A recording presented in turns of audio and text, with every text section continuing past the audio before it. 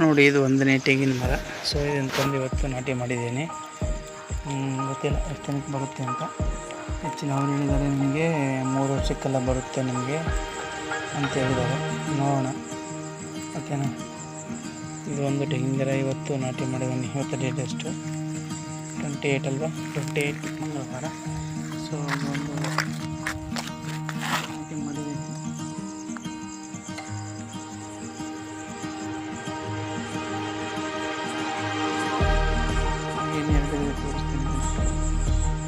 ಇದು ಇಲ್ಲೊಂದಿದೆ ನೋಡಿ.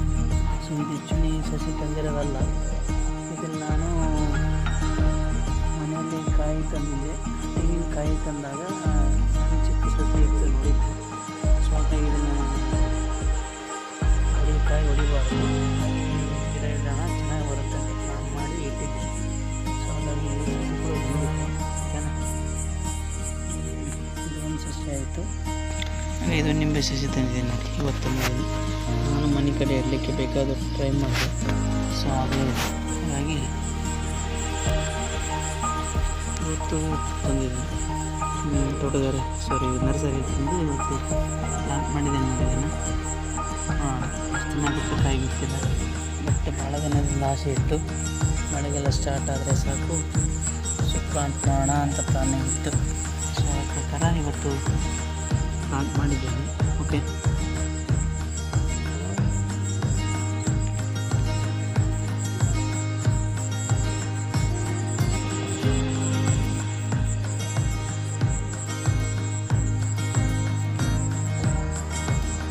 ಇಲ್ಲೊಂದಿದೆ. ಸೊ ಇದು ಪೇರ್ಲೆ. ಸೊ ಇದು ಪೇರ್ಲೆ ಗಿಡ ಅಂತ ಇದ್ದೇನೆ.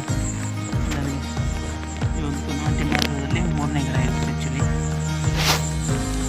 ಎಲ್ಲರಿಗೂ ಒಂದು ಸೆಕೆಂಡ್ ತೋರಿಸೋಣ ಅಂತ.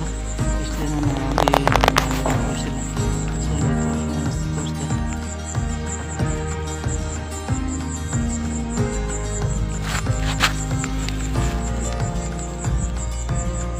ಇದು ಕೂಡ ಏನು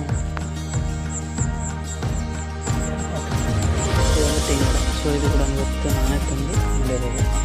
ಓಕೆನಾ. ಸೊ ಇದು ಒಂದು ಮಾಡಿದ್ದೀನಿ.